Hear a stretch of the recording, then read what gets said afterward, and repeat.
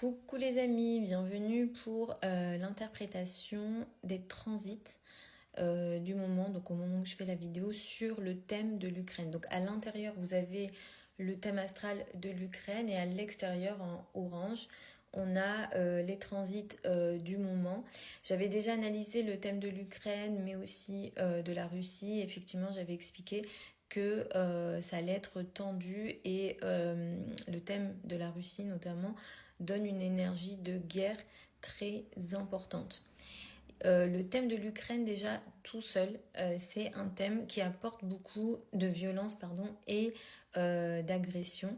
Mais ce qu'il y a actuellement dans le ciel, les transits du moment de maintenant, ça active certaines énergies compliquées, on va dire, dans le thème. Ce qui se passe, c'est qu'actuellement, nous avons Mars, donc la planète de la guerre, dans les tout débuts du signe du Lion. J'ai beaucoup parlé de Mars. D'ailleurs, j'ai même fait une vidéo juste pour le transit de Mars dans le signe du Cancer, parce que Mars a fait son transit dans le signe du Cancer. Il est entré dans le signe du Lion. Actuellement, il est dans les débuts du signe du Lion. Mais au mois de décembre, Mars va commencer sa rétrogradation, donc il va revenir dans le signe du Cancer. On a une énergie de Mars en Cancer très importante. Cette énergie d'un Mars qui rétrograde, dans l'énergie du Lion d'abord, ça va apporter des situations d'agression. J'ai fait les prévisions pour le mois de décembre, signe par signe, et je parle de ça justement.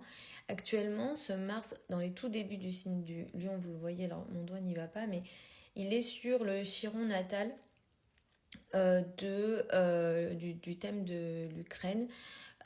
Chiron, c'est le signe c'est le symbole qui ressemble à une clé en fait dans la maison 7 au tout début du signe du Lion. Chiron symbolise les blessures et effectivement le fait que Mars passe sur le Chiron natal, sur l'axe 1-7, ça apporte des événements potentiellement importants et là c'est le cas. La nuit dernière il y a eu une attaque contre, je sais plus ce qui a été bombardé en Ukraine par la Russie.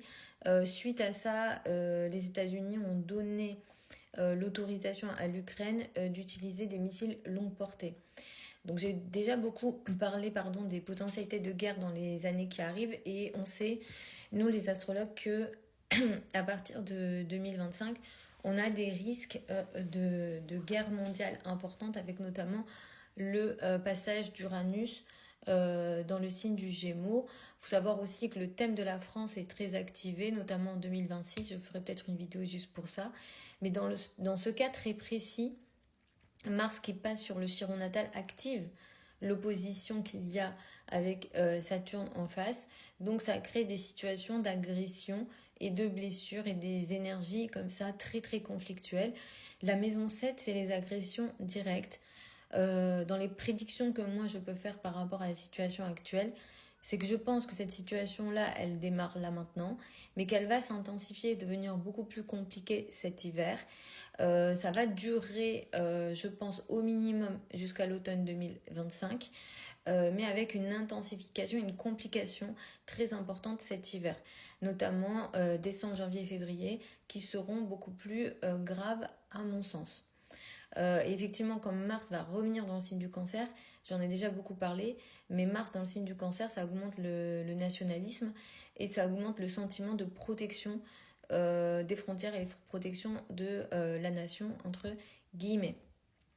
Pluton est à 29 degrés du signe du Capricorne. Pluton va entrer dans le signe du Verseau, va s'installer ici. Il faut savoir que la lune de l'Ukraine prend des aspects très très compliqués. La lune, c'est le peuple. Pour moi, c'est dans 15 ans. Dans 15 ans, il y aura une énergie très très grave, très très. Je ne le souhaite pas, j'espère que je me trompe.